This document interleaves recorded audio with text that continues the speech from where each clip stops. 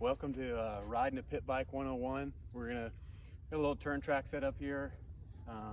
We're gonna go over a couple of fundamentals. One of the things you're gonna notice from the video is how the most important thing about having a pit bike, and it's one of the great joys, is that you don't want to ever wash it or maintain it. Whatever oil it came with, probably from China, you're gonna want to leave that in there. And there might be some loud noises or mechanical issues, and you want to ignore those because it really adds to the joy of what you're doing.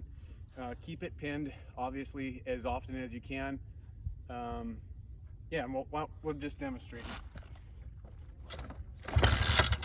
This is a China motor, and the last one blew up, so.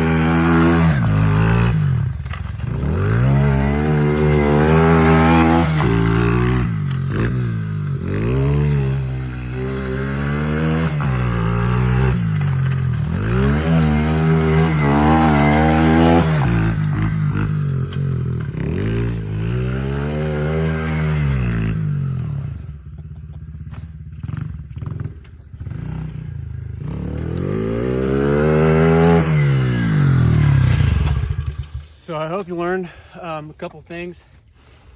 You want to take any precaution for safety. Yeah.